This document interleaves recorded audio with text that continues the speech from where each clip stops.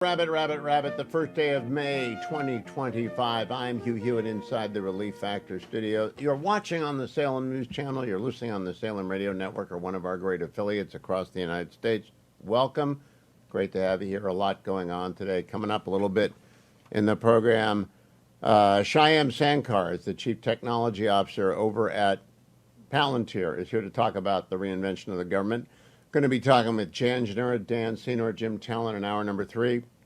Coming up after the break, John Ashbrook, who I ran into the green room last night on Jesse Waters' program over at Fox News. Tell you about that in a moment. Big news of the day, Michael Waltz being promoted from National Security Advisor to Ambassador at the United Nations. I was the last to know because, of course, Mike's my friend. My son worked at the NSC, so I never learned anything at the NSC. I'm the last guy to know because the word is don't tell Hewitt anything or we'll be accused of leaking. So I don't know anything except what President Trump posted, and that is that he's moving soon to be Ambassador Waltz from the NSC to Turtle Bay.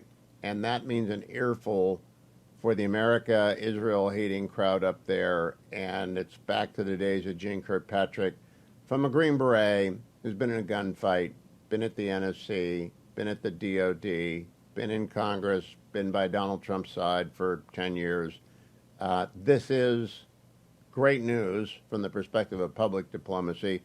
Secretary of State Marco Rubio will become acting National Security Advisor until the president settles on a new NSC. But of course, the story was wrong all morning. It was Waltz was getting fired all morning, and I thought that just doesn't add up to me. But I can't call anyone. I can call anyone else in the administration. I can't call the NSC because my son works there. You're not allowed to do that. That breaks the rules. So I'm the last to know about anything, but I'm very glad that Ambassador Waltz is going to be Ambassador Waltz. Now, I made a list of all the mistakes that Terry Moran made in his ABC News interview with Donald Trump 2 days ago. And it begins with, most economists will tell you tariffs will raise prices. Okay, that's an accusation, not a question. Trump says egg prices are down 87%. Terry Moran says, that's bird flu. And then Terry Moran says, hard times are ahead. Hard times are ahead? On China tariffs, Terry Moran says, it'll raise prices on everything from electronics to clothing to building houses. Trump says, you don't know that. Terry says, that's mathematics. And Terry goes on to say that businesses source their products overseas. Now they're looking at an extinction event from Terry Moran, economist, Nobel laureate, I guess. So your answer, putting words in Trump's mouth, is everything's going to be hunky-dory. And then he says, it's an undeniable fact that illegal crossings at the southern border have plummeted. A staggering decline. But there are questions about your methods. Donald Trump says, questions? Terry says, about your methods, how you're accomplishing this. And then Terry Moran goes on not to ask about his methods at all, but to ask about the deportees to El Salvador.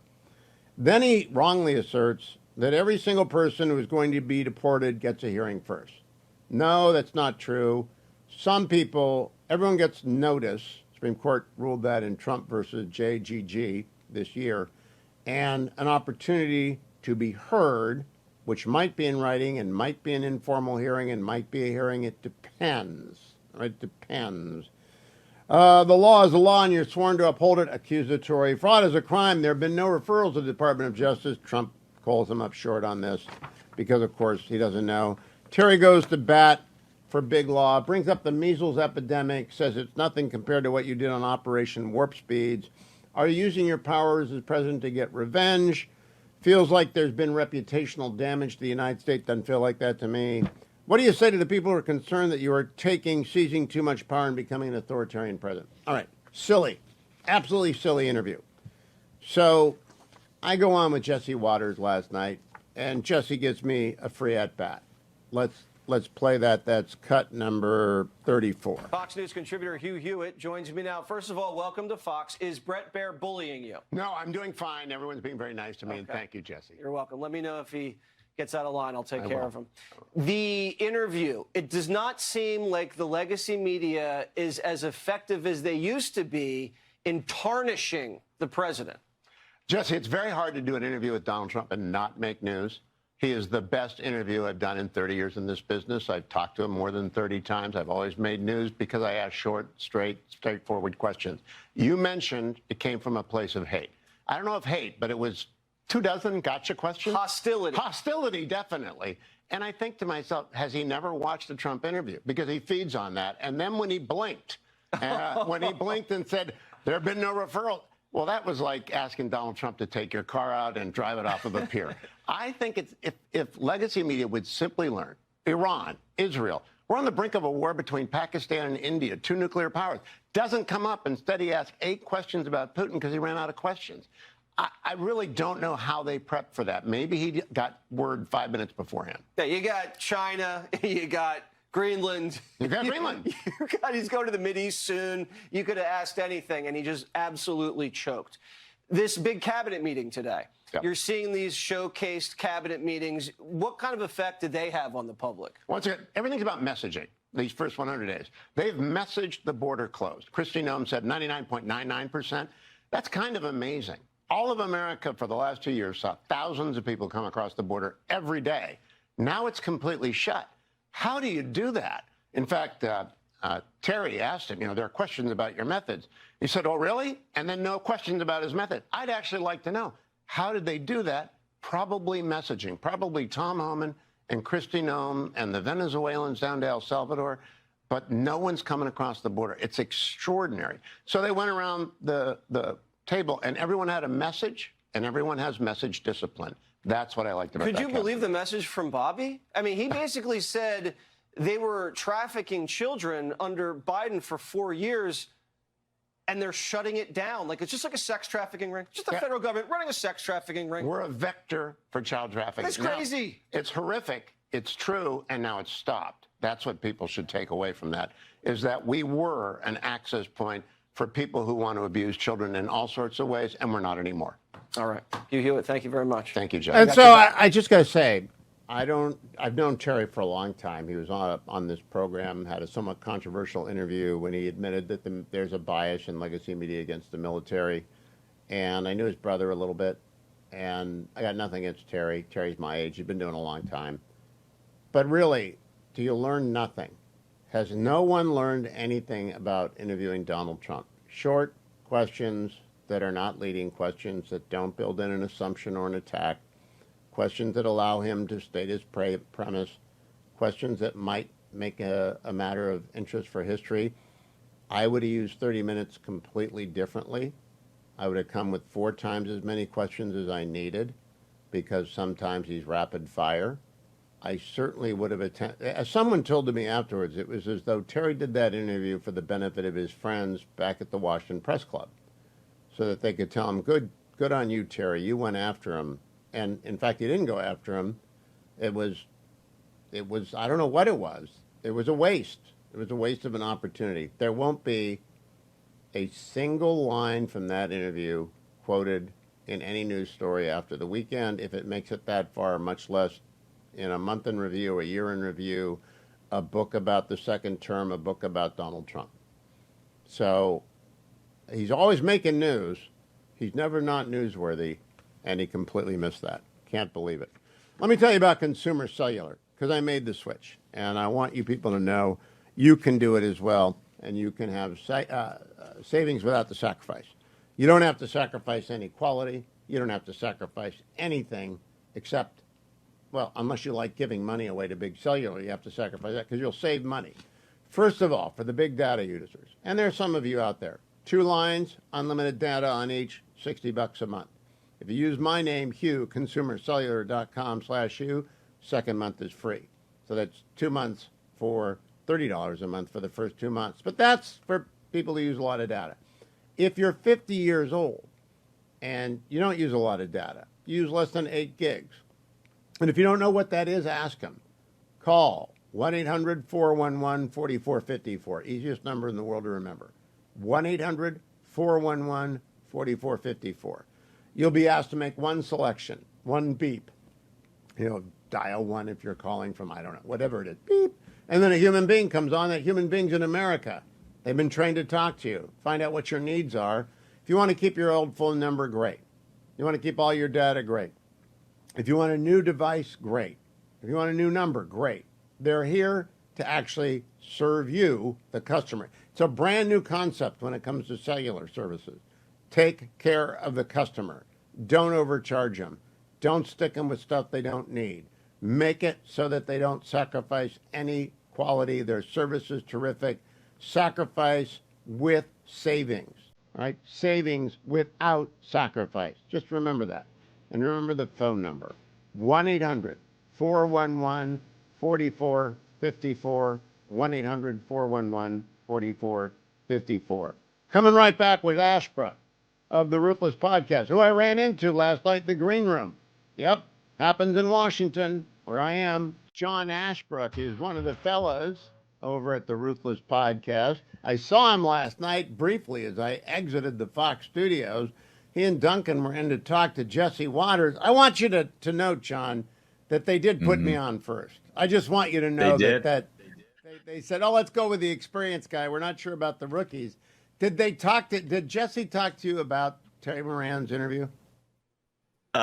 He did not, unfortunately. We were on very short period of time, and Hugh, they tend to give the guys who are more talented like yourself a little more time. And so I think that once we work our way up to your stature, maybe we'll get those kinds of questions. But last night, we weren't quite there yet. I felt a little bad bumping Josh Hawley into the second position on the starting line. But, the senator actually has more influence and power than I do. But that was quite a green room. The Ruthless Variety program and Josh Hawley. What was the chatter in there like before the game got started? I got to be honest with you, Hugh. We were just sort of watching the show. And then when he walked out, we were all just like, give him hell, Senator. You got to go out there and just tell everybody what you're thinking. And I think that's exactly what he did. Now, he is very smart, very, astute attorney. He's changing things in the Senate. But I got to tell you, anytime that Hugh Hewitt shows up on Fox News, the audience listens. They absolutely love everything you have to say. And I think the more time you're on there, the better off everybody is. Well, thank you for shining everyone on. I want to talk to you about the mainstream media, though. All day long. The last person to know anything about the National Security Council is me, because Waltz is my friend and my son works there. So I'm not allowed to talk to anyone there, and I get no info whatsoever. No gossip, no tidbits. So Mark Halperin leads today with Waltz is getting fired. By the end of the afternoon, Donald Trump has promoted him to the UN and posted on True Social about it. So they got the story wrong again, just like Terry Moran got the story. When are they ever going to just wait and watch and listen to what the president says? They're never going to get it right, Hugh. And I think you really pulled the entire story out right there, that Mark Halperin was the guy who broke it. This is somebody who has experience in the mainstream press, but has kind of gone out on his own. You have guys like Hugh Hewitt who are on primetime television telling the audience how it is. And then when you get to ABC, NBC, CBS, the major dailies, all I can see, I'll tell you this, Hugh, I don't know have you seen the Ken Burns Civil War documentary? I heard you guys talking about that on today's show. I love that. Go ahead, tell the story. It's one of my favorites. And if you're familiar with that documentary, if you're familiar with the intro, at the end of that intro, Ken Burns shows old footage of Civil War veterans being praised by FDR. These are the last Civil War veterans that ever survived in America. And you see that footage and you think, wow, this is the last time that you'd ever see any of these people on tape. Every time I see ABC, NBC, CBS talking to President Trump or on camera, all I can think about is those Civil War veterans, because I think that we're watching the end of an era unfold before our eyes.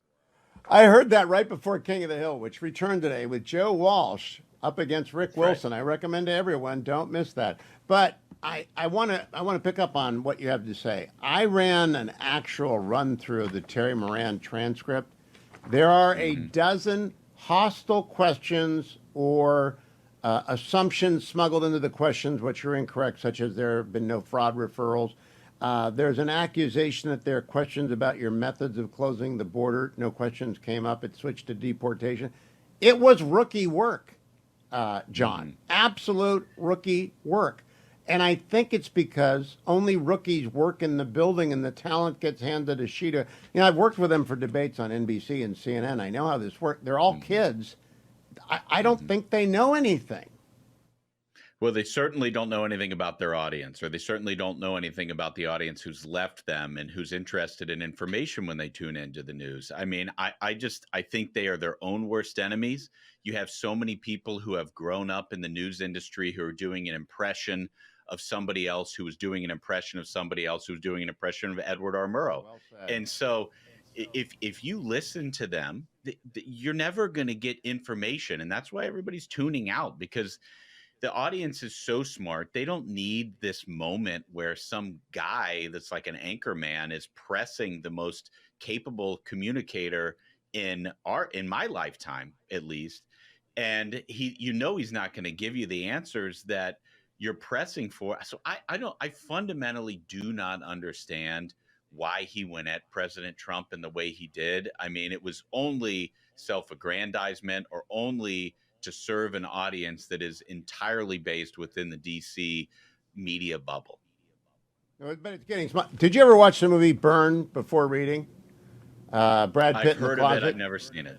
All right, you got to watch it, because that was a Brad Pitt in the closet moment when he asked him about fraud. How do you know that, Terry? And then he wouldn't let it go, because Donald Trump gets his foot on your throat. He's not going to let it go. Let me turn to something far more important than anything. The Browns draft and the Bengals draft. I got a shouted question in at you. I was like you were on the White House lawn getting onto Air Force One, and you mumbled something about the Browns had a good draft. But really, what happened to the Bengals? Did they take the weekend off? They did not take the weekend off, but they took a lot of guys before they probably needed to. You know, they took a big home run swing in that first round pick with Shamar Stewart. And, you know, there are a lot of different explanations that have been given in the days since the draft. And the best one that I've heard is that they picked guys who were very good for the locker room. These are captains from their team and people who had a great headspace. And that's, you know, I hope springs eternal for Cincinnati Bengals fans. But I will tell you, Hugh, I was very impressed with what the Browns did. And to walk away with Mason Graham and a great linebacker, that guy from UCLA, and then have an extra first-round pick in 26, you cannot beat that. Browns. If really you had told me 2 weeks ago you get Shador Mason Graham, the kid whose name I can't remember either, I want to call him Schwarzenegger from UCLA, and you pick up Dylan Gabriel as your backup for life, and you throw in the tight end from Bowling Green who's caught more passes than anyone else in FBS football, I would have said you're out of your mind. And a number one run. It's like the poor Jaguars guys left there in a barrel. I must say it was a great weekend to be a Browns fan, but I'm feeling bad for you. I really am, John. Not really. Well, I don't really like the Bengals. Look, we have a Super Bowl caliber team. We just need to get our defense up to average. If our defense can play average ball and our offense can play elite like they did last year, Bengals could be headed to the Super Bowl. So I'm not too concerned. Why is Burrow's knee going sideways again? You guys got to keep like a 24/7 camera on Burrow's knee. We do, especially in the AFC North. You know, I mean, you've got the Browns, you've got the Steelers, you've got the Ravens. It is a very difficult division to get out of, but whoever gets out of that division, I feel like they're going to be the ones to take the Chiefs' mantle as the kings. I didn't even mention Quinshawn Judkins. We got Samuels out of Tennessee in the 4th round. It was like the greatest. I think we're going to the Super Bowl. I think you should maybe switch out in the Ruthless podcast. They run a parlay every week during the season. Maybe you drop the Bengals for a year and put the Browns in, John. Just so you're saying, maybe you. I could never show my face in my home again if I did something like that. True. I love them. I think the Bengals. This is going to be a good year for the Bengals. What I would propose, Hugh, is that we add on the Hugh Hewitt rider. If you want to go for a 5-some, absolutely the Hugh Hewitt rider, because if the Browns and the Bengals win on the same weekend, that's going to be remarkable. That's going to be quite the payoff. If you're not already a like and subscribe at the Ruthless program, you should be. You can find it wherever podcasts are available. John Ashbrook and his fellow podcasters, all at the Ruthless Podcast. Like and follow. Douglas Murray is one of our favorite public intellectuals. He, of course, wrote the book that is no longer behind me because I'm in Studio Beltway. It's called Democracies and Death Cults. He was on with Barry Weiss on her podcast at the Free Post. Cut number 3, the Free Press, cut number 3. When the Nova Party was memorialized, it was an exhibition you probably saw. I saw it in Tel Aviv, when it started, but it was a memorial exhibition and a sort of recreation of, what happened, testimony. And the exhibition traveled to Los Angeles and also here to New York, not far from where we're sitting at the moment. And when this exhibition opened, it was greeted by hundreds of protesters, who, some of whom on the way, you'll remember, covered their faces in kafirs and COVID masks, because, as I can never resist saying, these people are simultaneously hot for intifada and fearful of the COVID-19 virus. Wildly worried about the Delta variant, I'm sure we can agree. But these cowards, the new KKK, they cover their faces just like this. They're cowards. These people are on the New York subway chanting, asking for any Zionists to identify themselves and get off the train.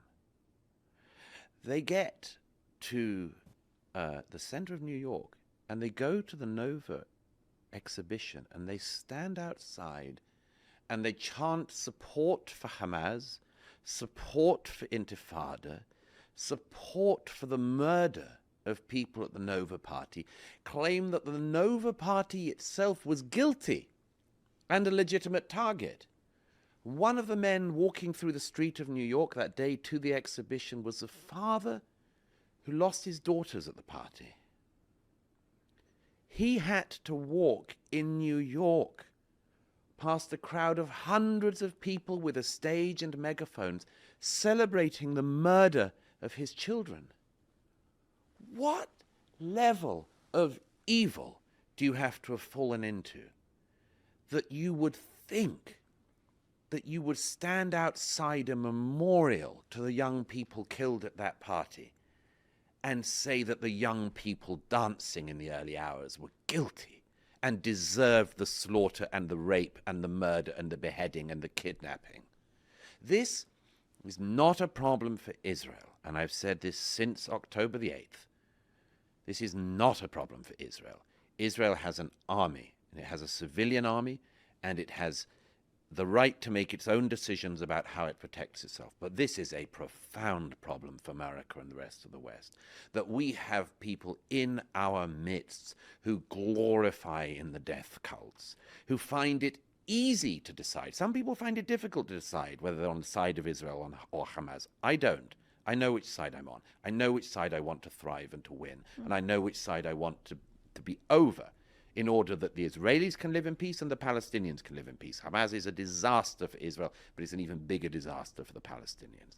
But that aside, why do so many people find it so easy to be on the side of the death cult of Hamas, and why do so many of them, not sure which side I'm on here, the same people who said for years believe all women, they don't believe Israeli women when they're raped.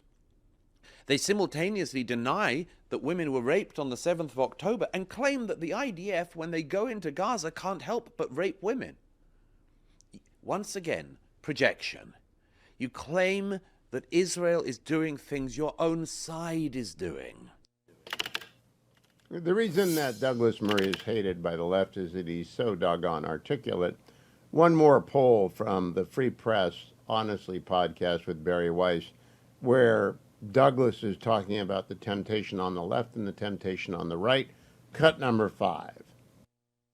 I've been broadly on the right most of my life, and just as the left should be totally not tolerating Che Guevara-ism, Maoism, Stalinism, Leninism, don't let the right, when they're on the up, when they're working, when they're actually doing some of the things that restrain some of the obscenities and overreaches of the left, don't use that time to try Hitlerism again. For God's sake, don't be the thing that your enemies said you might be. Like, this shouldn't be that difficult. And I intervened on that episode on Rogan because I just felt I had to, and I'm glad I did, but I'm sorry that some people have willfully or otherwise decided to completely misrepresent what I was saying. But as you know, Barry, one of the things about being in the public square is that not only do you have to forge your words for people to understand them clearly, you also have to forge them in such a way that a malevolent actor will not deliberately misrepresent Not them. possible. I agree with Barry. It is not possible. You can talk for hours and hours. You can be completely sincere, honest, admit mistakes when you make them. And still, people like Douglas Murray Berry, often me, will find our word repurposed, edited, sliced, diced, miscast, not used correctly. Doesn't matter. What matters is the people who live between the 20-yard lines. That's you, and you're making a difference. I'll save the market report till next hour after markets close, but the 10-year Treasury is down today to 4.227, which is great for home buyers out there. I was making my way to the Virginia DMV today, armed with a passport, Social Security number, existing driver's license, and Social Security card, passport, birth certificate, existing driver's license. Because real ID is coming in. Now, I really don't need real ID because I have a passport and it's good for many years. But I thought, okay, I'll go. And I get there a half hour early and I go to the front of the line. And I haven't got a utility bill with my address on it. And I haven't got a voter registration card, even though I've voted in Virginia for 10 years. I've got a passport, a Social Security card, a birth certificate, and a valid Virginia driver's license. And I couldn't get real ID today. So I'm here to tell you, you want to know why government is broken. They're mandating we all get a new driver's license. All of us good citizens are going out to get a new driver's license.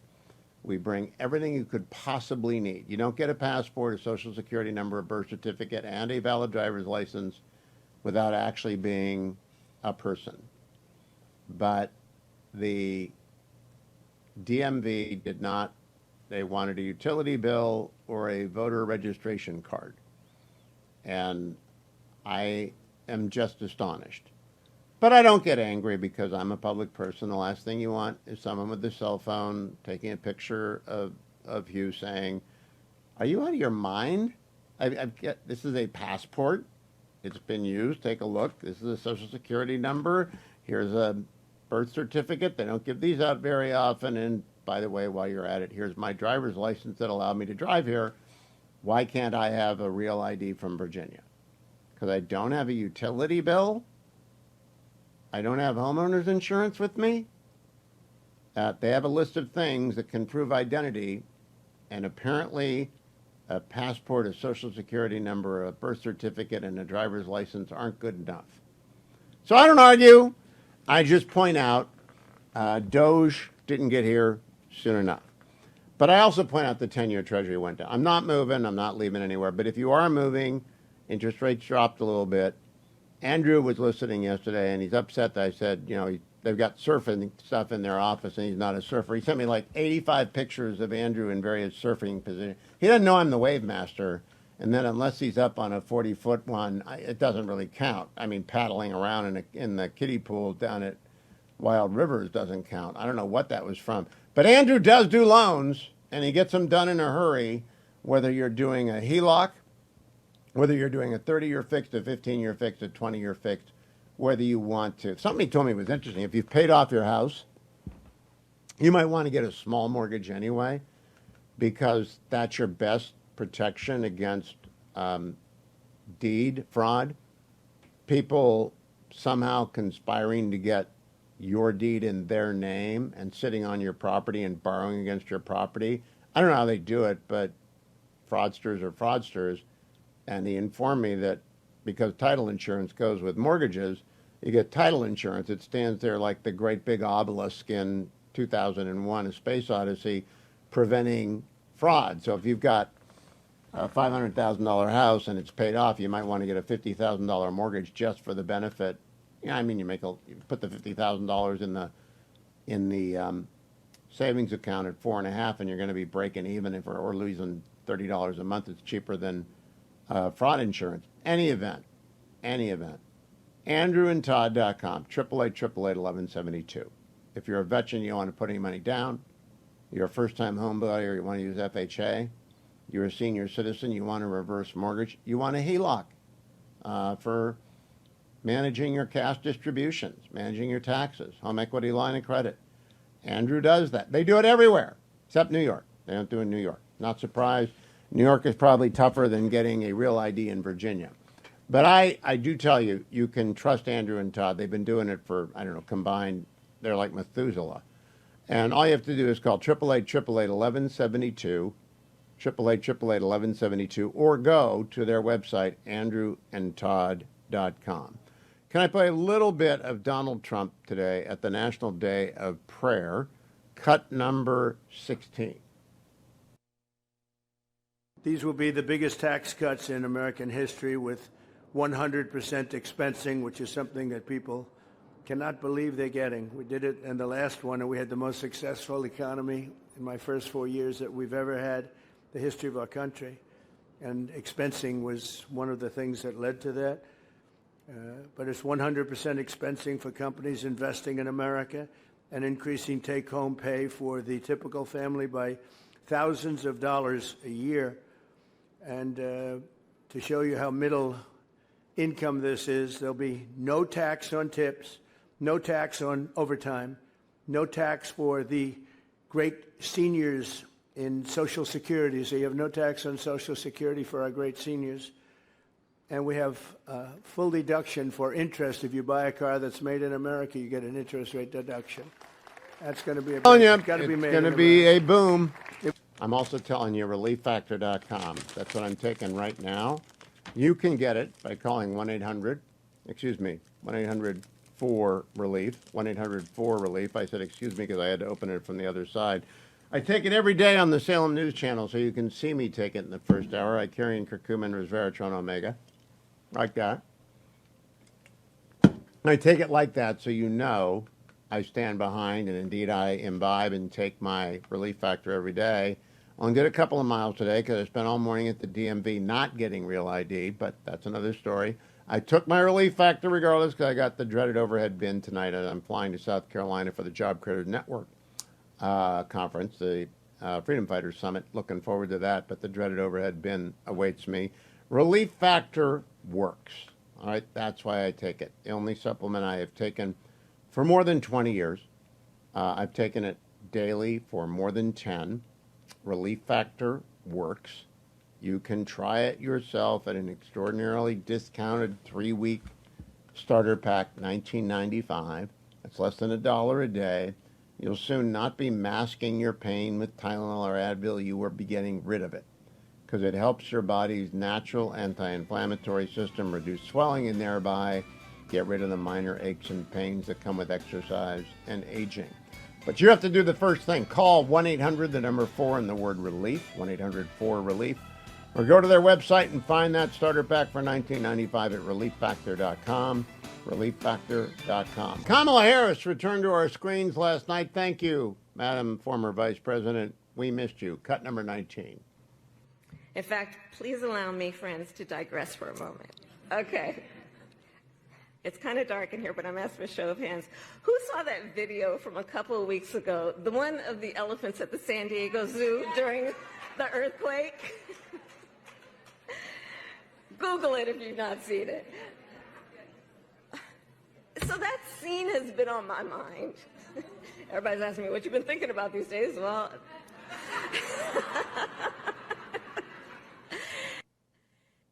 31 seconds.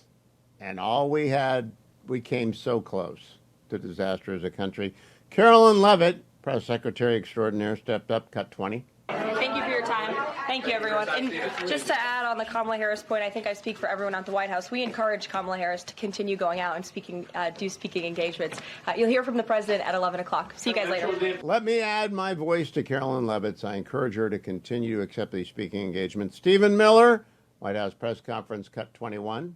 The only thing Americans want to hear from Kamala Harris is an apology for joining Joe Biden, and remember, she was the border czar, joining Joe Biden in aiding and abetting the invasion of our country.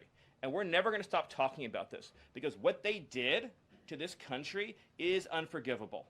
It is an eternal stain on the Democrat Party. Every day we read another story. Every day we arrest another alien they let into this country who raped a child, who beat a woman within an inch of her life, who murdered a mom, who murdered a dad, who trafficked drugs into this country, who trafficked fentanyl into this country, who are responsible for dead and slaughtered Americans. And I don't know what's broken in the Washington press corps, that none of that moves them emotionally. The only thing that gets them exercised is Do we need to have more trials for terrorist supporters? We need to have more trials for gangbangers. We need to have more trials for illegal alien invaders. Right. Even though Most amazing thing is last night, the most impressive thing Donald Trump has done in 100 days is go from thousands and thousands of people across the border on January 19th to none. From thousands and thousands for 4 years, 10 to 20 million, don't know what the number is, just wandered in, to zero. How did he do that? It's the most amazing part. But Steve Miller added one more thing, cut 33. This administration has opened investigations into universities across the country for violating, and we talk a lot about Supreme Court rulings, universities across this country are in plain and direct violation of the Supreme Court's ruling that affirmative action, as in racial quotas and set-asides, are illegal. Students must be admitted to universities on a color-blind basis. But we have demonstrated through clear evidence that our university system, including our medical schools, and perhaps particularly our medical schools, are engaging in race-based discrimination. I wish he'd name students for fair admissions against Harvard and the University of North Carolina, but he's right to emphasize this point. The Supreme Court has ruled it's hard black letter law. It is case law. It's on the books. I'm joined by Shyam Sankar. He's the Chief Technology Officer of Palantir Technology. Welcome back. It's great to see you again. I've got a little story to tell you, Shyam, first. I went down to the Virginia Department of Transportation today to get my real ID.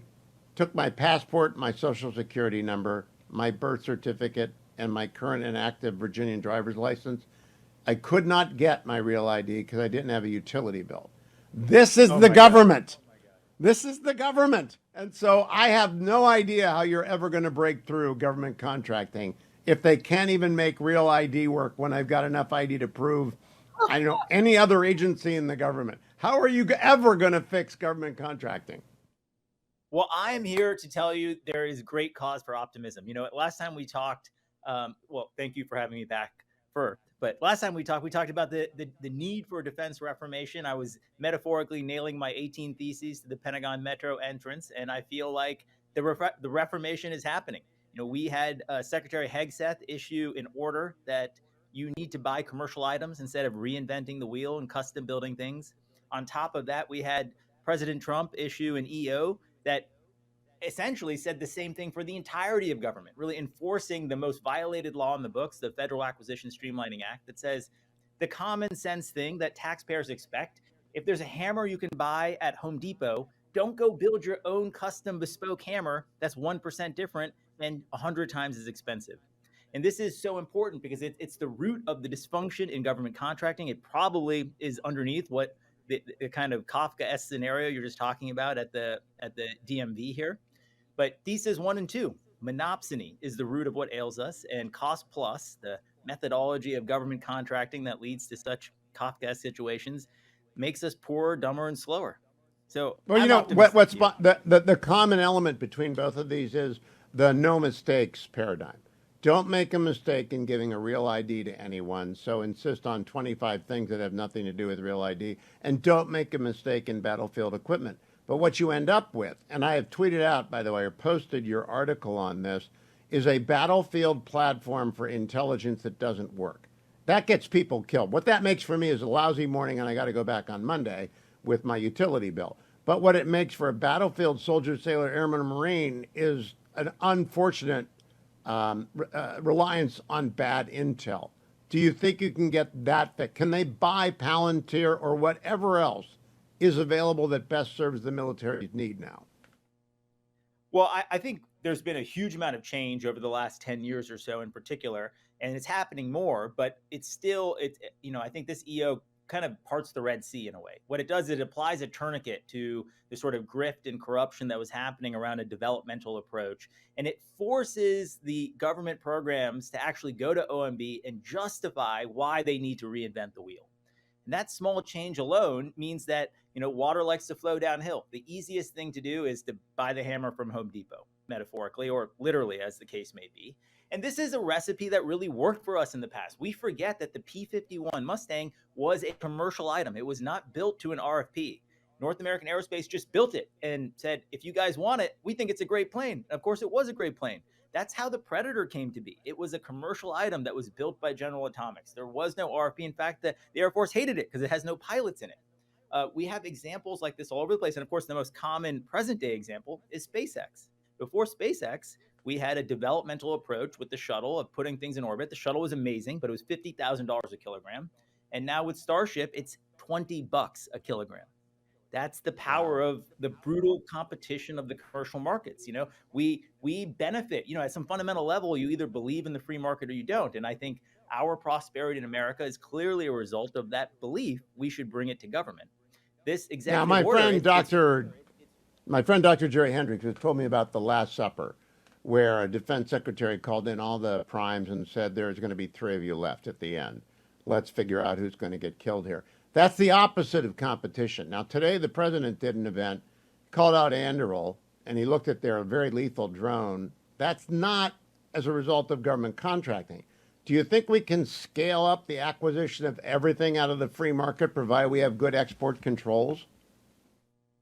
I think you can get 96% plus, you know, the vast majority of what we need. And we can, as a consequence, get those things much cheaper, much more efficiently, much more effectively. We can harness the innovation. Like I like to say in the old days, every car, camera, and cereal box you bought actually subsidized national security because companies were invested in that. All the latest manufacturing approaches that Anduril is building are going to benefit the lethality and survivability of our service members. And so, yeah, absolutely. I think we can get that. We just need to follow the EO, follow the law that's existed here. And what it really does, it's realigning the tectonic plates. You know, we have put all of these people who serve government essentially on the Galapagos Islands. This just slams them into the mainland, and it's going to force everything to be faster, better, or not survive. And that's necessary. Now, we have a peer competitor. Our most deadly adversary is the Chinese Communist Party. They are saddled with a Leninist approach, which is one provider, one set of work. This is our natural advantage if we use it, I think. Do you agree with me on that? I agree completely with that. This is, you know, we need the heretical ideas that the monopsony is going to snuff out with its conventional developmental approach. I love saying, like, NASA thought it was going to take SpaceX $4 billion to build the Falcon 9. It took them $400 million. That is the consequence of heresy. That is Elon reimagining how you do manufacturing, deleting requirements, you know, throwing away some of the space kind of over-engineered stuff for things that actually work. It's the primacy of winning over just blindly following process. So, Shyam, do you think we might be, this is a little bit of heresy myself, that we're not actually at the end of a long period of American dominance in every domain, but we're at the beginning of one? Because if we simply unleash entrepreneurial ability and the free market will produce the weapons of deterrence that we need, I really do think we can dominate as opposed to merely keep up with the Chi-Coms. Yes. I mean, if you just look at how much has changed in the last 4 months alone, the American people should be wildly optimistic that we are back, and we need to get out of our own way, unleash American ingenuity, unleash the creative innovators, and that's happening. You know, that's not this is what we ought to do. I'm saying this is what is happening now, and it's going to be an exciting century for America. Now, Anduril has gone to Ohio, which is the best choice possibly because it is the best of the 50 states. Has Palantir built anything in Ohio yet? Because it's a guarantee of success. Well, I think we're going to have to put that on our list. I do think that the future Titans, so Titan is it's a ground station on wheels that enables the Army to do deep sensing in contested areas to enable long-range precision fire. So a critical capability for the Pacific. Palantir is the prime on Titan. We build it with Anduril, and the Titan truck will be one of the first tenants in Arsenal 1, that very large factory they're building in Ohio. So yes, we will be building and bending metal in Ohio.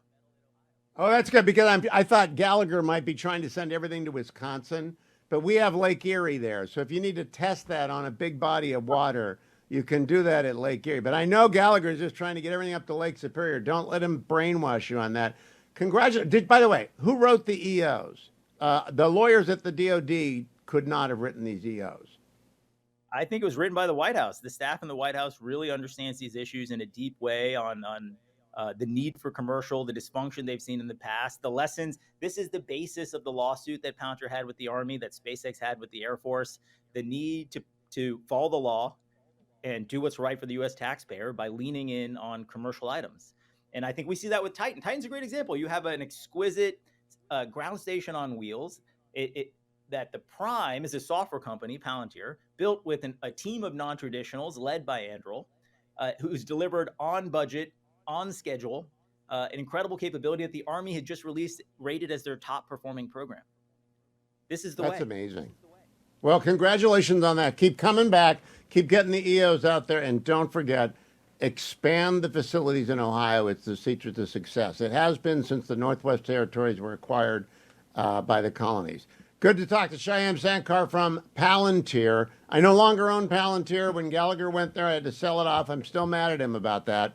But I'm glad that Palantir is making the changes we need in America. Let me check the markets for you, everybody. Brought to you by American Federal. It was a good day on Wall Street today, and American Federal wants me to tell you about that, but it was green everywhere except gold. Gold went down a little bit. The Dow Jones went up 0.21. The S&P went up 0.63. The NASDAQ went up 1.5%, and gold dropped down to, it went down a little bit today. I saw it earlier today. Now I can't find it. I'll have to do this again in the next segment. Gold dropped down to $3,239 an ounce. But if you're going to buy gold, you don't buy it on an up or down day. You buy it on a date certain. You get a strategy with Nick Grovich at AmericanFederal.com. 1-800-221-7694. If you're watching on the Salem News Channel, you will see the number right there, 1-800-221-7694. Nick's been in the business for 40 years, 42 to be exact. Transparent, honest, straightforward. Buy and sell gold with Nick Grovich and American Federal today. 1-800-221-7694 or AmericanFederal.com. Joined by Philip Balboni, founder and chief editor of the Global Post. Go to globalpost.com if you want to read about what's going on in the world on a daily basis. Philip, this week Canada voted Mark Carney in. Bit of a wave against Donald Trump. And now Australia is looking at elections, and today's Global Post raises the question whether there's a Trump effect down under. Who are the parties? What's the situation in our ally that is close to China? Yeah, good to see you, first of all, Hugh. Thank you. Yeah, it's interesting. Two of our greatest allies, Canada and Australia, having elections the same week. And our president, Mr. Trump, is a pretty important factor, very important in Canada, as you know, but also important down under, not so much as in Canada. So we have the Labour Party, led by the current Prime Minister Anthony Albanese, who is expected to win now, and then the Liberal National Coalition, the center-right party, led by Peter Dutton. And the big issues in Australia will sound familiar to your listeners and viewers.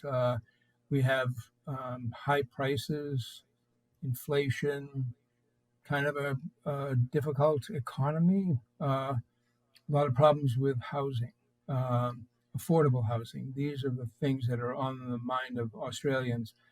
But they're feeling the sense of global uncertainty that we are here in the States, and certainly the Canadians were. But there's no obvious threat of, statehood or anything like that, as with the 51st state in Canada. Australia's been a great ally of the United States, very important national security partner, as you know, with China and other things throughout the Pacific region. But they're worried about the tariffs. So the tariffs that the president imposed against Australia is only 10%, but 10% is still a lot to them, and there were none before. Canada was 25%. So they see the uncertainty in the world. They're concerned about it. And so Albanese began behind. Dutton was ahead. He was kind of modeling himself on Trump, talking about immigration and some other things. But he's recently backed away because he could see it was not helping him. But latest indications are that he will lose. And couple of interesting facts about Australia, Hugh. Um, the prime minister, there are no term limits. You can serve as long as you're chosen by your party in parliament. It's a parliamentary system. And voting is mandatory. Everybody 18 and older has to vote. Uh, Kind of interesting. Now, Philip, I've got in my hand a book called On Xi Jinping by Kevin Rudd. Now, Ambassador Okay. Rudd is former Prime Yes. Minister Rudd, and he's a friend of the Yes. program, and I enjoy talking to him because he's very, very, very up to date on the Chinese Communist Party, and the Australians are worried about the Chi-Coms in a big way. Is that playing in the national election? Because obviously, if you were genuinely worried about the Chinese national security threat, you'd be going with Dutton, not Albanese. But apparently, both of them are playing hardball with the Chinese. Yeah, I mean, Australia was really bumping heads with China a couple years ago. Things have settled down in that regard. And you'll recall that they made a deal on the nuclear submarines. We have Marines now in Australia. So the the temperature, if you will, with China is down, but not gone. Not like it is in the Philippines, where they're literally, literally physically bumping heads over some of these kind of mini island shoals that the Chinese have built military facilities on, and but none of that is happening in Australia. So I think it's much more the economic issues, um, and that general sense of uncertainty about the economy and what's going to happen. That I'm it going to really talk with is Senator the most. Talent next hour about just that, the Philippines. I've got that on my list of things because the Ah, Chinese good. Communist Party moved in on the new shoal. But since we're on the Yes. subject, National Security Advisor Mike Waltz promoted to the UN ambassador. He's going to go up to Turtle Yes. Bay. He's going to be like in the tradition of Moynihan and Jeane Kirkpatrick, I hope. Do you Yeah. see the anti-China coalition as coalescing as it needs to do in a hurry, Philip Balboni? I think it's pretty coalesced, Hugh. I mean, I think I've said to you before, I'm, as a guy who did my service for my country in Vietnam, we just celebrated the 50th anniversary yesterday. I'm sure you covered it on the show, of the end of that war. Um, I'm I'm a peace guy. I'm in favor of peace. I'm very worried about a war with China. So uh, I think they're a really tough opponent. I don't think they're our friend. I'm not naive about that. But I hope, even as these forces coalesce, that we keep in mind that wars never do any good for anyone. Yeah, I hope Carney and whether it's Albanese or Dutton and whoever's running New Zealand, that the Five Eyes stays strong. And it seems to me Keir Starmer's doing that. I want to make sure I put in my monthly pitch for the Global Post, globalpost.com, on the toolbar. I believe it's still there. Free subscription for teachers and students. Philip Balboni? Absolutely. And I had sent a graphic to your executive producer. You're very able, Danielle. Oh, there it is. Oh, great.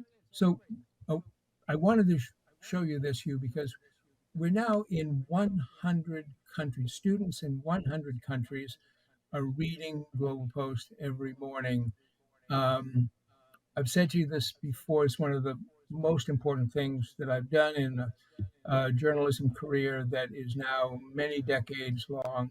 Uh, just go to our website, look for Global Education, easy to sign up, just your name and email address. Um, Teachers and students, high school, college, and homeschool. Thanks to you, Hugh, because I hadn't really focused on that, but homeschool, there's a link specially for them. Um, we love doing this. We love having young people be better informed about the world. It's more important than ever before. Every single day you can wake up and be smart about the world around you. Philip Balboni, always a pleasure. Thank you. We'll be following up on the Australian election events tomorrow morning. I believe that they are voting overnight, and we'll be able to follow up on that. I do want to come back and take you inside the White House, where Maria Bartiromo was last night, and talk to you a little bit about what Donald Trump and she were talking about. There are still remarkable reporters out there like Maria who go in and talk to the president, not do the ABC thing where it's got to be a wrestling match to nobody's edification or benefit. Unlike Global Post, no matter where you are on the political spectrum, knowing where everything is on the globe and what's going on there makes you better no matter what it is you do. Globalpost.com. I was a little marble mouth there in the last hour when I was telling you about American Federal and Nick Grovich. And I did look at the gold, and I did tell you it was down to $3,242.30 an ounce at the close of the market. That's 2.32% decline. I think I gave you the percentage decline incorrectly. So if you're one of those buy on the dip people, that's a dip. But I have no idea if gold's going down or up. All I know is gold has more than kept pace with inflation for 100+ years. It's been better than the greenback. And so diversify, get some gold, do it with Nick Grovich at American Federal. And you can call him at 1-800-221-7694, 1-800-221-7694. Honest as the day is long, been doing this for 42 years. It's a very simple process. If you've never done it before, the best person to introduce you to the buying of gold, or if you need to, sell your gold, Nick Grovich and his team at AmericanFederal.com. I mentioned to you, Maria Bartiromo of Fox Business had dinner at the White House last night. She did a little clip of it, which I found charming, cut number 10. I was incredibly honored to have dinner with President Trump and his key communications director, Stephen Chung, at the White House last night. We dined in the Red Room and discussed his very successful first 100 days in office in his second term, from the secure border to reining in inflation to the rest of his agenda, which is being worked on as we speak, which the president expects to pass in a timely manner in the coming months. The president could not have been more gracious and generous with his time. After an incredibly busy night meeting business leaders at the press conference and then in the Oval Office, the president was kind enough to dine with me and feast on a bundle of Bibb lettuce salad and petite filet of beef with baby kale, followed by strawberry shortcake. I was so grateful to see some of the president's new designs at the White House and the changes, including that iconic portrait of President Trump with his fist in the air, saying fight, fight, fight after being shot in the ear back on July 13th last year. Before dinner, I was able to snap a few shots of some of the most beautiful rooms in the White House and take a mini tour of the historic surroundings. I thank President Trump for his time last night. Take a look at this. This is the back door where the White House staff is walking around a lot. This is the brick that was burned when the British set fire to the White House in 1814. That burnt brick is still there for a stark reminder of the United States' strength and the White House's leadership. Thank you so much, President Trump, for your leadership, friendship, and protection of this great nation. Everything was great about that report except the baby kale. I don't know who snuck that past Donald Trump, but I don't think he's a baby kale kind of guy. Scott Bessent, by the way, was talking about Wall Street today on CNBC, cut number 8. As a recovering Wall Street person, I can tell you Wall Street people like instant gratification.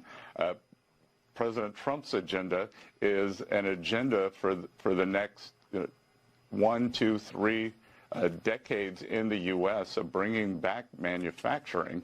And we have a very, what I call a barbell economy. On one side, we're the envy in the world of financial services, tech. On the other side, we're a great natural resource economy driven by energy. We're going to keep the energy dominance going. And what President Trump is doing is looking to bring back the precision manufacturing jobs that have left over the past decades. And I think we will close the uncertainty aperture more and more every day, every week on these tariffs. But we didn't get here overnight. We're not going to fix this overnight. But I do think uncertainty will go away. He is a remarkably calming influence on the markets. He's a very competent man. I look forward to interviewing Scott Bessent down the road. Want to remind you about Relief Factor. Don't leave home without it. I'm headed to South Carolina this afternoon, going down for the Job Creators Network Freedom Fighters Summit. Looking forward to that, taking my Relief Factor with me.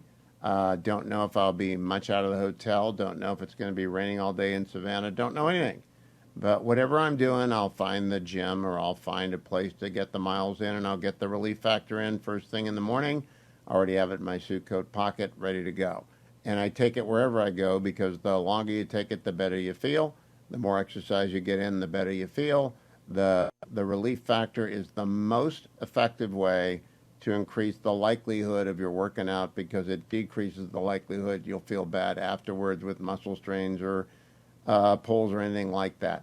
For your exercise, or if you're just getting older and getting aches and pains, take Relief Factor. Call 1-800, the number 4, and the word relief, 1-800-4-RELIEF. Or go to their website, find the starter pack for $19.95 at relieffactor.com, relieffactor.com. I'm Hugh Hewitt, smiling because every time, like clockwork, the legacy media falls for it. So last night or this morning, somebody leaks to Mark Halperin, longtime insider in the Beltway, that Mike Waltz is going to be fired. And so Mark Halperin leads with it on his morning gossip cast. And he's wrong. He's going to the United Nations as a promotion. Josh Kroshauer joins me now. Josh, UN matters a lot for Israel. You cover Israel a lot. You think Waltz will be good for Israel at the United Nations? Oh, I think I certainly think a lot of Israelis and certainly a lot of folks who care about Israel's safety and security are going to be cheering the selection of Mike Waltz, and to have that position be filled. I mean, Elise Stefanik was also seen as a stalwart ally, one of the rock stars in the pro-Israel community. And then there was a little bit of a vacuum when the Republicans needed her vote in Congress. And Waltz, I think, is very much her equal. And yeah, I mean, I think also the news that Rubio is actually taking on an even bigger portfolio is also reassuring to people who are very who weigh national security very highly. But look, there's a lot of knife fighting going on foreign policy in this White House. So we've been getting some of those leaks and hearing from all sides. But I think people were trying to spin this news in a way that wasn't really rooted in reality. And I think people have been playing a little bit of catch up this afternoon. Oh boy, a lot of catch up because Mark usually has pretty good sources. Someone fed him a tidbit. He ran with it all morning. I'm not allowed to know anything because my son works at the NSC, so I don't get to know anything. I can't call anyone. I'm afraid of being accused of leaking. So I have to wait. I'm like the last guy to know anything. And then Trump posts, Mike Waltz is going to be our ambassador to the UN. That's a promotion, not a demotion. Last time a national security advisor, by the way, was also the sitting Secretary of State, Henry Kissinger. So it's been a long time since someone's been triple-hatted. By the way, Marco Rubio is also the acting archivist of the United States. Josh, bring us up to speed on the fires in Israel and how big they are and what we should know about them. It looks like it was arson, and they've been very alarming. Though they have most of them have been contained. But look, this is among the most important days on the Israeli calendar. We had 2 days ago was the it's called Yom HaZikaron, honoring the soldiers who have fallen in Israel's wars, and then you have a celebratory celebration for Israel's anniversary, the creation of Israel, on Yom HaAtzmaut. So this sort of disrupted the fires. Occurred right as the celebration was just about to begin, and really was disruptive. Canceled a lot of the ceremonies in Israel. So very concerning and fortunately, it seems like the worst has been averted. But the fires all over the country, and a lot of people have had to Josh, evacuate. tell me, there are seasonal fires in California, and we're used to them. And it seems like there are seasonal fires in Israel, but a couple of times last night on Times of Israel, I got the sense that some of these may have been started. Were there, in fact, arsonists involved? I mean, that's what we've heard and has been reported in the Israeli news outlets. There were claims of arson terrorism, though they were coming from, it's still unofficial and under investigation officially. But some of the ministers, one of the right-wing ministers, did claim that there was arson involved. I think it takes time to do the investigation, so we'll have to figure that out when the investigation is complete. But tensions are high, and doesn't take much to get to get things started. So, yeah. Now, I want to go back to the head of Shin Bet, again, for the benefit of the Steelers fans. That's sort of our FBI, that's sort of our CIA, and it's sort of both and more. The head of it was fired by the Netanyahu cabinet, took his case to the Supreme Court. Supreme Court put it on hold. Then he announced his resignation. In the United States, that would moot the case. Does it moot the case in Israel? Josh Kraushaar. Well, it is a short-term win for the Prime Minister, Netanyahu, who, Ronen Bar was the head of the Shin Bet. He announced he's going to leave the position on his own. He's been going on these back and forth war of words with the Prime Minister, who dismissed him last month. He thought there's a legal argument that they didn't have the power to do that. But now that he's stepped down on his own, I think Netanyahu has won that round. But that's one of many skirmishes taking place, Hugh, between the Prime Minister and sort of the executive branch and a very powerful judicial branch, and sort of what Netanyahu likes now to call the deep state in echoes of Donald Trump, and that fight. It was judicial reform happened pre-October 7th, but there've been a lot of other fights taking place in Israeli politics, and that's one battle that it does seem like the Prime Minister has prevailed in for the short term. Now, both Defense Minister Gantz and the Prime Minister have basically said the number one priority is the defeat of Hamas, not the return of the 24 hostages. Has fighting intensified in Gaza and we're not seeing reports about it, or is the offensive just not jumped off yet? Yeah, it's been more of a simmer, and I think we've talked about this on the show, Hugh. But I think when you look at the Israeli public opinion polls, even among some folks on the center right, there's been a little bit of lack of clarity on what the Prime Minister's goal is, what the mission is. If it's not to ensure the remaining hostages, about 24 who are still alive in Gaza, if that's not the goal, is it?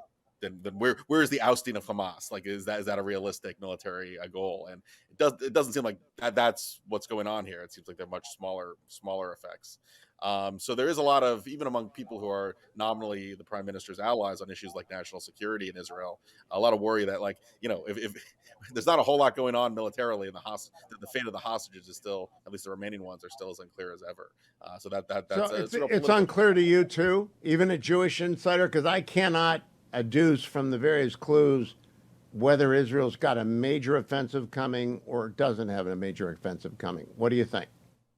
We've been talking about this for weeks, Hugh. I mean, there's been talk and there's not been any follow through. So, the Prime Minister's political rhetoric is we need to beat the enemies. We need to oust Hamas.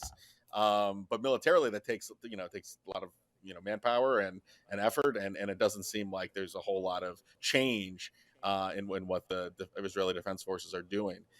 So it does seem like, Netanyahu is trying to kind of balance the politics with the military goals. And there are a lot of people in Israel that want to make sure the hostages return, though. I think you alluded to this, Hugh, but he said on Independence Day in Israel that the return of the hostages were important, but the supreme goal was victory over Israel's enemies. So again, it doesn't seem like the families of those who have loved ones still in Gaza being held hostage is very confusing. Josh Kraushaar on X. Follow him there at Josh Kraushaar and at @Insider, J_Insider. Senator Tom Cotton, frequent guest on the program, chairs the Senate Intelligence Committee. He made a statement from the Senate committee dais today. I can't play the whole thing for you, but here's the key part, cut number 1. I see the intelligence and security shop in the Undersecretary of Defense for Policy, not just through my work on this committee, but my work on as chairman of the Intelligence Committee as well. INS should be the central advocate for the DoD's intelligence priorities and the central orchestrator to ensure that all defense intelligence agencies are meeting DoD needs. Yet it has often seemed to me that all the agencies under the INS umbrella appear to largely act on their own accord. Oftentimes it seems with little direct oversight. Can you commit to working with me on this committee and on the Intelligence Committee to ensure that we improve INS's enterprise governance to meet to make sure that the defense intelligence agencies are providing the intelligence that all of our warfighters need? Yes, Senator, I absolutely can. Thank you. Do you share that assessment, that it seems like oftentimes they're kind of all going off in their own direction? Senator, I share your concerns in that regard, and what I can commit to you is, if confirmed for this position, I would place an emphasis on ensuring that the entire defense and intelligence and security enterprise remains responsive, particularly to combatant commanders and the warfighters, to ensure that they're well positioned to deal with global threats. Thank you.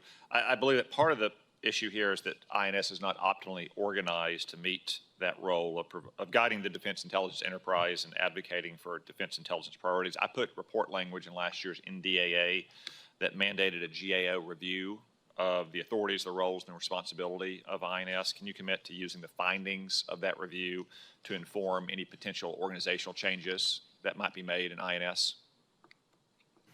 Yes, Senator. And as I mentioned in my opening statement, I'm particularly concerned about bureaucratic intransigence. And so analyzing the structure and process within the organization would be a key focus if I'm confirmed. I love this because you're talking to a Deputy Secretary of Defense, Deputy Undersecretary of Defense, who's going to be nominated, going to be confirmed. Behind him is his wonderful wife and his 2 boys. One of the boys, can we roll that tape again if it's possible, Adam? People watching on the Salem News Channel can see it. One of these boys is 15 and is dutifully sitting there, very aware that his father's engaged in a very high-end conversation with the United States Senator. His mother's looking attentive. And then you've got an 8-year-old boy with ears that are perpendicular, and he's doing an eye roll, and then he's looking at his mom, and his shirt's kind of tucked out, and his tie's kind of... It looks just like every 9-year-old boy you've ever seen, thinking to himself, how long am I supposed to listen to this? I don't know what he's talking about. And I want to take my hat off to every family member who's ever sat behind every nominee and every hearing that goes on. And they're important hearings, and they're important commitments, and it's very important stuff. But I wanted you to see, if you're watching on the Salem News Channel, or at least have me describe to you, my hat is off to the 9 and 10-year-olds who have to sit through those things. It's longer than church, and it's not nearly as interesting. And you're in the front row. God bless you all. Coming back with Jan Janera, Dan Senor, Jim Talent. Happy May Day to you. It is the first day of May, which means it's the first day of the month of graduations and weddings. May and June, graduations and weddings. And I thought it would be good on May 1 to invite my old friend, Jan Janera, the founder of The Wild Adventure and the author of this book, Turning Small Talk into Big Talk, to join me, because graduation means giving gifts. This is the perfect gift. It means having a talk with your graduate about what they're going to get done in life, which is a big talk. Jan, how are you? Where are you? Hi, Hugh. I am great, and good to see you. And we are in Rolling Hills. We just arrived here from spending our winter in Palm Desert, where you and Betsy got to come and spend a couple of days with us. I loved it out there. I love it being back in the Beltway, but I love seeing you on the small screen. My idea, this is the greatest graduation gift possible. Would you tell people why you wrote Turning Small Talk into Big Talk, and how it might help a graduate, whether they're going to college, whether they're going to business school, med school, wherever they're going, turning small talk into big talk will help them. Can you say why? Absolutely. You know, a dear friend of both of ours, John Eldridge, who's authored 20 books, we were up at our ranch in Montana, and we were together one afternoon, and he said, you know, you really should write a book about questions. You have great questions. And I've used them for years at dinner times together, and I think they just bring everybody into the same conversation rather than just a bunch of little chit-chatty conversations. And this book will teach anyone how to do it. It's simple, but there are some things you want to learn before you start throwing questions out there, so that you don't create a disaster and never want to try it again. I think this book is a wonderful graduation present, because it's $20 and you're giving a graduate a gift that they will use for a lifetime. And this is a wonderful, wonderful skill to have that you'll use everywhere. A conversation is harder than it looks. It's easier the more you practice, and it's easiest when you actually have a guide. And turning small talk into big talk is that guide, and it begins. Sometimes you can set up a table question. Sometimes you just have to dive in, Jan. But define what a table question is. Well, a table question, and I learned this the hard way probably 20 some years ago when my wife and I were starting a company called Cabby, which sold her designs to women in their houses, a lot like Tupperware. And when we were just putting the company together, we would have a lot of dinner parties to meet different people that we wanted to bring into our organization. And I got seated next to a woman and I said, "Well," I said, "so nice to meet you. Tell me about yourself."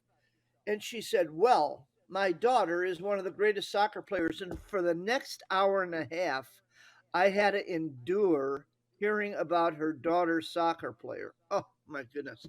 I thought, I'm never going to let this happen to me again. And plus, I also thought at a dinner party, you usually get, split up. If it's 10 or 12 people, you get split up into three little conversations. And it usually goes to the lowest common denominator, the weather, what did you do, blah, blah, blah. And I thought it's so much better as the host of the dinner to set a question. It's got to be appropriate to the group and let them take it as far as they want to, but say, "Hey, I think it'd be wonderful if tonight we talked about," and you can say whatever you want to say, "Trump's first 100 days. I think it'd be great to talk about what we all wonder is our most unexplained uh, issue that we're dealing with in life, or our biggest mystery in life." You can go anywhere you want with it, but it puts everybody together. Everybody's on the same topic. And I've always found everybody's really liked it. Nobody's ever not liked it. And it's a great way to bring the evening and the group together. The great thing at the end of the book is that you give people 25 strong opening table questions. Couple of example. Who is your favorite mythical being? Why? For example, Thor. Or what is your favorite place in the world? Why? These are not difficult questions. They just are not going to occur to you if you haven't read it beforehand. And what was your favorite present you've ever given someone? That's a very interesting question. And everyone would have an answer, except maybe the first person you ask, you might have to think about it. But in the middle of the book, throughout the book, there are I want to show people how it's graphically designed just beautifully if they're watching on the Salem News Channel. There's an insert. Fairness isn't everyone getting exactly the same thing. It's everybody getting what they need. I love these little insets. How long did the book take to write, Chan? I'll tell you, it was a real slog. They said John Muir, who was a great naturalist and made his money as an author, they asked him, "Tell us about how you like writing." He said, "It's like the life of a glacier. It's a slow grind." But eventually it comes down the mountain and moves everything before it. I also want to make sure that we tell people, in addition to turning small talk into big talk, this is not an ad, but I don't want to let it go by. You founded the Wild Adventure, which is full up for this summer. People can go to twa.us. Anyone canceled? Anyone off the waiting list yet? We actually have a couple of openings. And if they want to go on our website, which is simple to remember, twa.us, they can check in and see where they are. We've got both some for young guns, which are guys under 30, and TWA, which is anybody over 30. Now, we're running a little B-roll there of the Young Guns. Explain the Young Guns program to people. Well, we've literally been doing Wild Adventure for 50 years. Taking guys out around fly fishing. We read a book. Everybody reads the same book so we can have some topics to start our discussions on. And you have to tell your story, your life story, in a half an hour. And after we've done this for so many years, our guys said, we want to establish a young guns group for younger guys to do this. And a lot of them are, sons of guys who've been on the Wild Adventure and who've been so deeply impacted by that.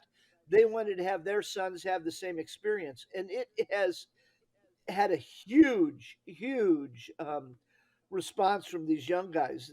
They've never experienced anything like it, and a lot of Target them Demo are is stuck. 30 years old and younger, and it's not run by old guys. It's run by young men, and it's 30 years and a little bit younger, a little bit older, and people who are up and comers, folks who've got a lot to do in the world, who've got to pause at the beginning to make sure their compass is set on true north. Now I want to go back to turning small talk into big talk. I think probably the hardest thing. Wait, first I want to ask you, what was your most memorable moment of your first time at the Wild Adventure? Getting out of the boat after the Baton death float. That went on No. for 7 hours in the rain. And there's a picture of me huddled wondering, what am I doing up here? Why am I on a river? Why have I hooked the guide for? I had a wonderful time. But those 7 hours, yeah, don't need to do that again. I much prefer talking about... showing up at your cabin? What's It that? wasn't the bear It wasn't the bear showing up at your cabin? No, the bear was actually second place. The bear coming. There are lots of grizzlies all over Montana, including some that are not real, but look very real when they show up at the campfire. It's a wonderful deal. Dwayne still hasn't recovered from that. TWA.us if you want to go on that if there's a cancellation. But you can all get this book for graduates, Turning Small Talk into Big Talk. Now, Jan, you've bought a lot of stuff to the two companies you founded and grew. Did you ever buy anything from anyone who couldn't talk? Did I ever buy anything from anyone? No, but I just recently bought a life-size replica of Howdy Doody to hang in my writer's cabin. That doesn't talk. I'm not, well, that doesn't talk, but he's not going to. Maybe he'll speak to your inner muse. I just want to emphasize the critical skill to life success in business, maybe in marriage as well, probably in faith, but certainly in business, is the ability to talk to people and to do it without small talk killing it. And the way to get from small talk to big talk is right here, Turning Small Talk into Big Talk. It's available in bookstores. It's available at Amazon. Where should they go if they want to get it easiest, Jan? Don't you have a website? Well, we've got a landing page which will take them to their favorite bookstore, Barnes & Noble, who made this a national bestseller along with Publishers Weekly. And that's jansbooks.com. Or you can go to Amazon. It's on there. jansbooks.com or Amazon, Turning Small Talk into Big Talk. A bestseller for a good reason and the best graduate present for me that I know, Turning Small Talk into Big Talk. Dan Senor waiting to talk to him. We'll see if we can make that connection happen. In the meantime, Douglas Murray was on the Bari Weiss podcast today at the Free Press called Honestly, talking about truth. Cut number 4. I do believe that the great thing about truth is that it punctures the darkness, that a glimmer of light is recognized as truth, that we do know truth when we see it. We can see it. We have the ability to discern it just as surely as we can see a ray of light in the dark. And it dispels the dark. And what's more, makes people feel less alone in the dark once you recognize it. I think everybody has this opportunity and they should use it. And it might be, it might be hopeless, it might feel hopeless at times, but people should never doubt the fact that just like that discussion I mentioned as a student, as an ignorant student many years ago, I think people shouldn't forget that almost nobody changes their mind like that. It's always a process. And what you do is you just put a fact into someone's head that they may not have considered. And then the rest is their responsibility, Need facts first. And I want to give you the key part of this podcast. Douglas Murray, cut number 7 with Bari Weiss on the Honestly podcast at the Free Press, cut number 7. I was pretty alarmed by the number of people who found it, including Joe and Dave, found it to be some kind of really weird, snooty, elitist thing to say, if you're going to write about a place, you should have been there or know about it. You should do some of the legwork. I was pretty alarmed about that simply because in old media, I certainly, that was a standout. Like, good God, the old media, legacy media, let us all down in ways that you and I could riff about for a fortnight. But there are standards. One of them, for instance, is that, you cannot file columns about Gaza if you've never left Berkeley or San Diego or wherever. And just to play it another way around, I mean, if what I was saying was just such basic journalistic hygiene, which is, yes, if you're going to talk endlessly about a conflict, you ought to do what I do and at least put in the legwork. And it's kind of, in a way, it's insulting to all the many journalists who put themselves under dangerous and difficult positions to say, that's just, you don't need to do that. There's no, I can tell as much by sitting in Austin reading Google. And just to put it another way around, if there was a guy in China who was on Chinese state media, what other type is there, and endlessly wrote about the United States of America, didn't speak English, and had never been to the USA, but who endlessly told the audiences in China that America in the 21st century is no different from America in the 19th century. In fact, the KKK roams the streets of New York freely and persecutes our black brothers and sisters, and that segregation is still going on, and all sorts of other stuff like that. If we got wind of this guy, and we found out this is a guy in China who's never been to America, and he's telling the Chinese people about America, and it's so wrong, we would laugh at that. We would think it ridiculous that such a person had platforms. So why, I ask, should it be the case that endlessly, if you want to hear about the reality of Israel and Gaza, get the comedian guy on, who's never been to the region, as he admitted. That is, by the way, that's my view on most things. If you want to know something about something, talk to someone who knows a lot about something, and you'll pick up a little about something. Finally, Douglas Murray, cut number 6. I think one of the dynamics at play here, and this goes beyond the conversation that you had with Smith on Rogan, I think it's just a bigger dynamic playing out right now, is over the past decade, probably longer, the left was in the business of making everything taboo. Even biological reality became taboo. Exactly. And This so is a backlash. And the reaction the cultural right is having, the right, like broadly defined here, and I think it's breaking apart in all kinds of interesting ways, is no. You guys said everything taboo. We're making nothing taboo.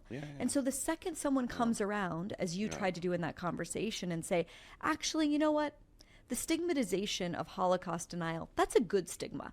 That's something we should keep around. The standard of going to a place that you write about, that's something we should keep around.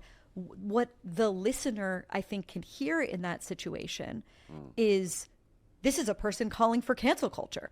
This is a person calling for gatekeeping. And I find that dynamic extremely frustrating. It's very frustrating. How do you get out of that trap? One, I just...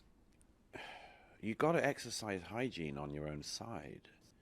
And the fact that people have been kept out of the conversation who should have been in the conversation does not mean that absolutely everybody should be given the platform to spread untrue things. And it's going to be, I mean, like everything difficult in this life, it's going to take some dexterity. Because all these fine corners that end up mattering, they do need careful thinking and careful treading. It is a remarkable conversation. Listen to it all. Douglas Murray is a gift to the times in which we live. Couldn't leave you today without James Carville and David Hogg on the Tara Palmieri podcast, cut number 2. What is your plan to deal with our abominable approval rating? Win elections. Can we do that again? David Hogg, James Carville. What is your plan to deal with our abominable approval rating? Win elections. James Carville is, he subsequently made nice online with poor David Hogg. David Hogg has become like a punchline everywhere in America. to the left, to the right, to the center, to the young, and to the old. And it's a difficult situation to have celebrity thrust upon you and then to want it and to not be able to live without it and to constantly seek the attention without which you don't feel that you're alive. It's one of the reasons why I don't think people under 30's opinion matter much. Their votes do. Their nascent political votes do. But I don't think they have really the wisdom yet to offer opinions on where the country's going. But I know one thing for sure.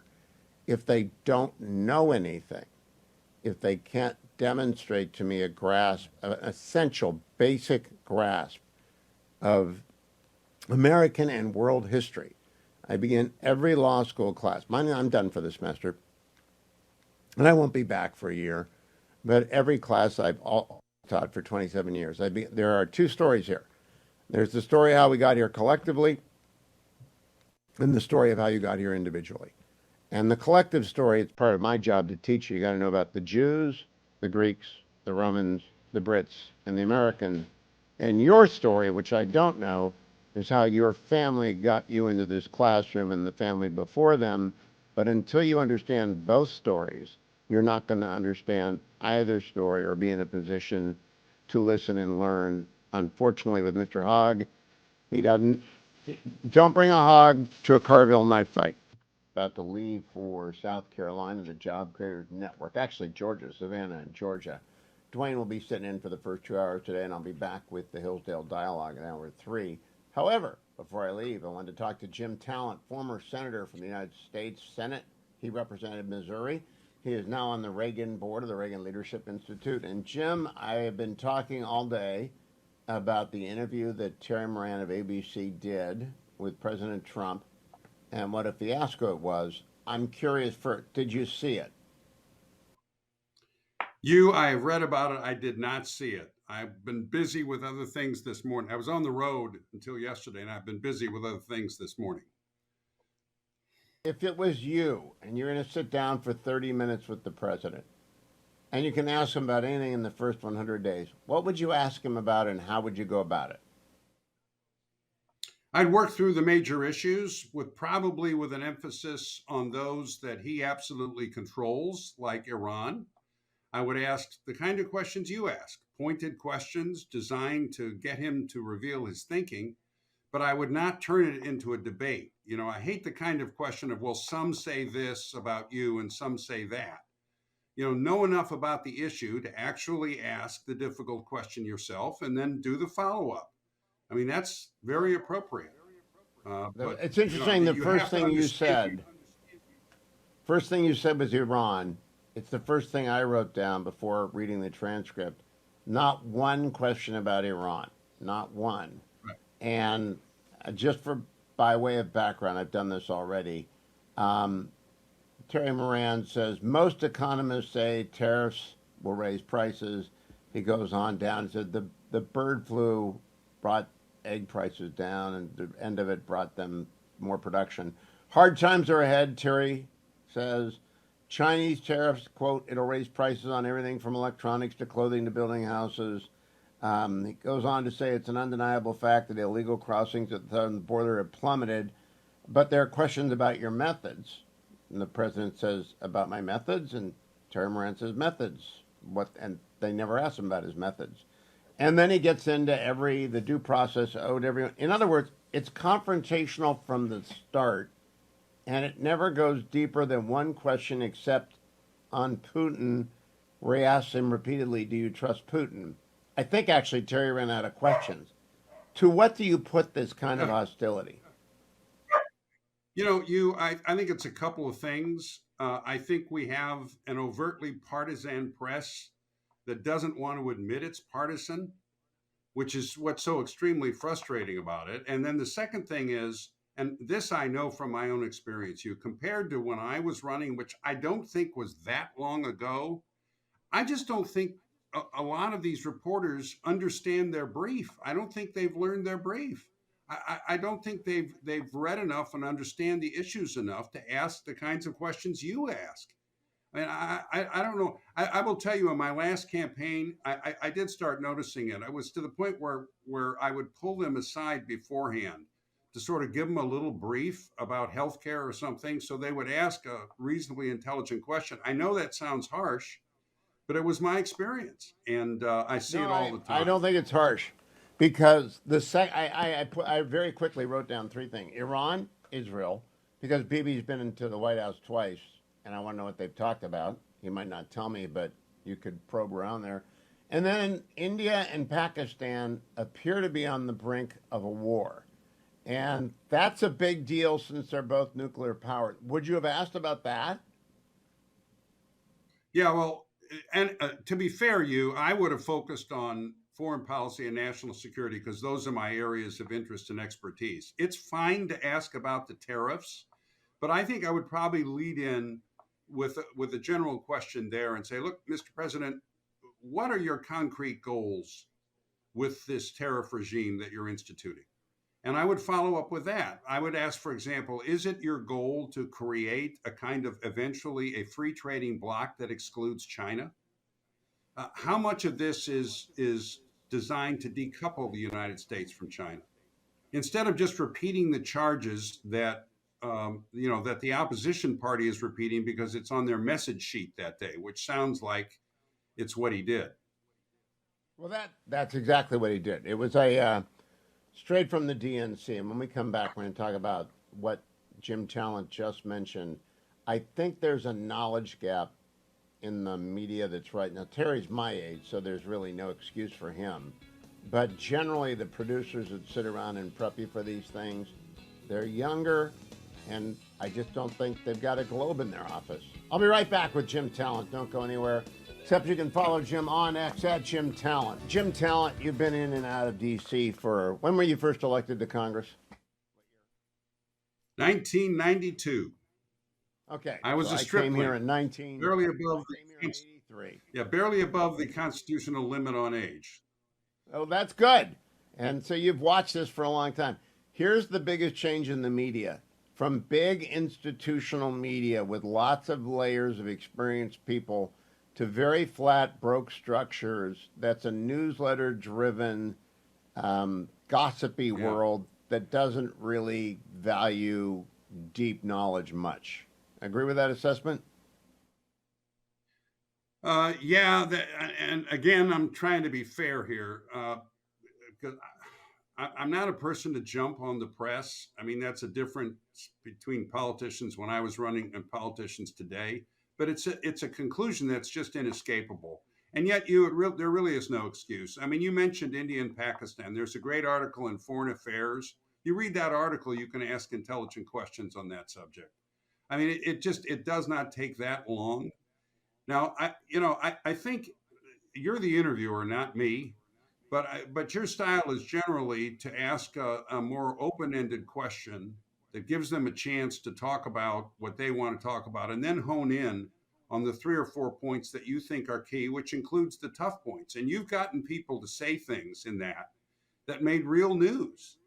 And of course, this is not you at Appreciation Day, but you also have an understanding and experience in the world. And so a lot of these, particularly the younger reporters, really don't. And I think when they go to school, they're trained on the method, the process stuff, I guess, how to look at a camera, how to fix your hair. And they don't get subject matter expertise. It's particularly the video, the TV people. So it's very disappointing. And of course, I can just see the president. I mean, he said, "What do you mean about my methods? What are you talking about?" And last night he got Terry stepped in a trap. He said, there have been fraud's a very serious charge. There have been no referrals for fraud. And the president said, how do you know that? And of course, Terry Moran can't know that because referrals for fraud would be criminal matters that would not be advertised until an indictment comes down. So it's just like stepping on a rake. Yeah. Let me close on something much more near and dear to your heart. China seized an atoll very close to the Philippines. I mean, within spitting distance of the Philippines. What do we do about that? I mean, it doesn't leave us much opportunity to escalate without escalating. Yeah, it's not the first time. They took the Scarborough Shoal about 13 years ago, and ignored an arbitration ruling telling them they had to give it back. They've isolated the Second Thomas Shoal.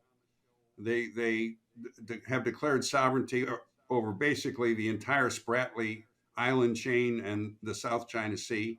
They're doing it because they can, because they are the predominant power within the first island chain, largely because we are outnumbered in ships west of Hawaii about 5-1, and which is why the maritime executive order is so important. The shipbuilding program is so important.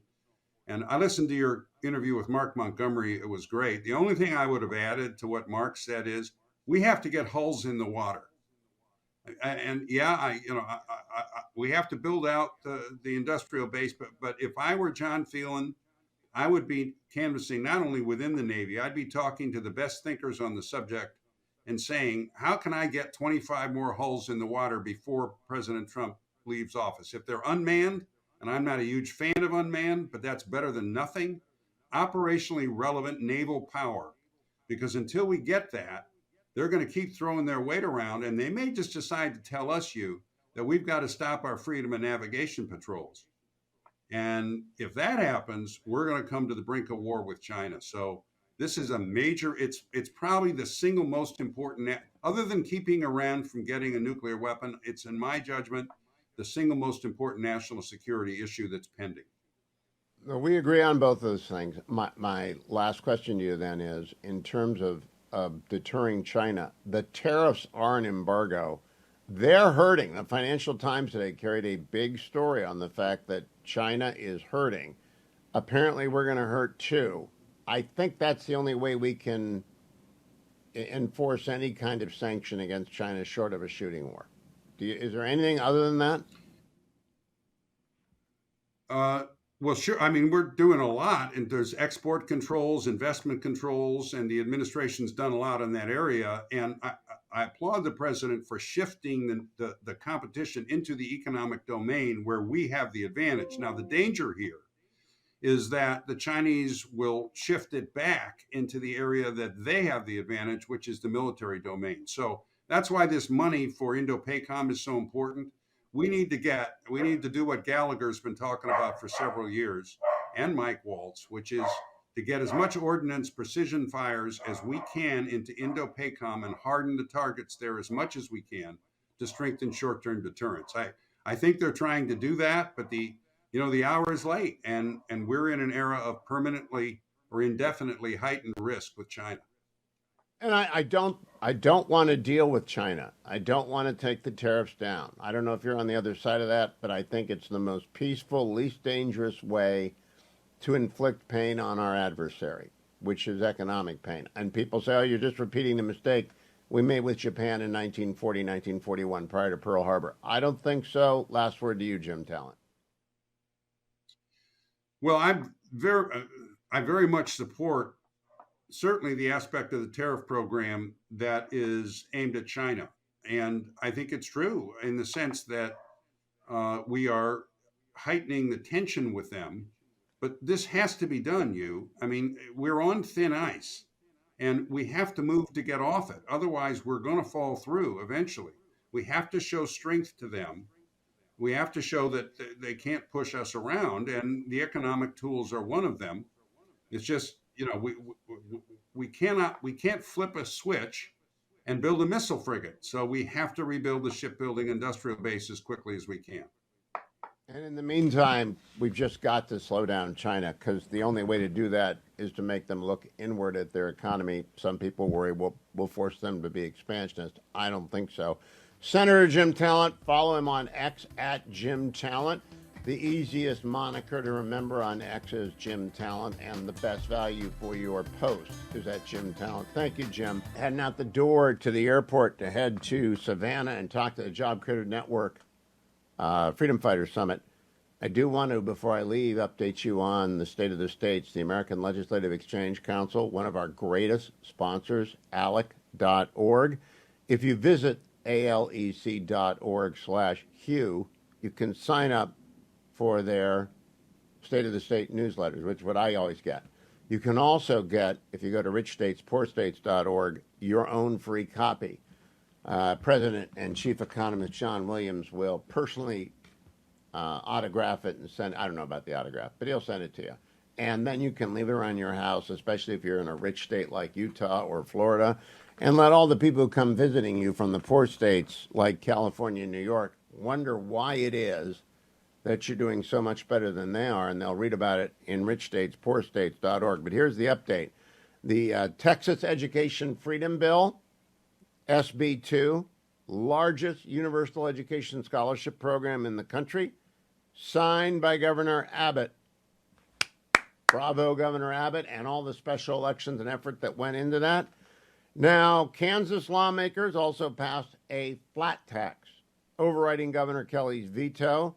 Bravo to you, Kansas legislators.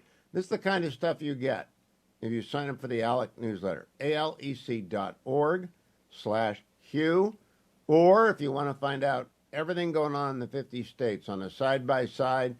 Really one of the best products I've seen in 30 years inside the Beltway is richstatespoorstates.org. Little thin book, very easy to read, lots of great graphics, lots of great rankings, bullet points on every state, everything you need to know about why some states are up and other states are down. Let me tell you as well, that's alec.org/Hugh or richstatespoorstates.org/Hugh. Let me tell you what's going with me to South Carolina. My relief factor. If you're watching on the Salem News Channel, you see me holding it up. I took it in hour number 1. In fact, I'm going to take out a couple of packets right now and put them in my sport coat so I don't forget them. Take them down to South Carolina with me. It's not supposed to be the greatest. Georgia. Savannah's in Georgia. Not supposed to be the greatest weather in the world. But whether I'm working out on the Stairmaster inside the hotel gym, or I get to go out onto the beaches, or get to stroll around Savannah proper with the fetching Mrs. Hewitt, I'll have my relief factor in me, and I won't be feeling any aches and pains, even though the dreaded overhead bin is immediately ahead of me in my life. The dreaded overhead bin. And we're doing all carry-on, so that's probably 4 pieces of carry-on. And that's 4 times. Fetching Mrs. Hewitt doesn't do that. That's my job. So I need my relief factor. So do you. Call 1-800, the number 4, and the word relief. 1-800-4-RELIEF. Or simply go to their website, find the $19.95 starting pack offer for 3 weeks, less than $1 a day. Don't mask your pain anymore. Get rid of it by trying Relief Factor at relieffactor.com, relieffactor.com.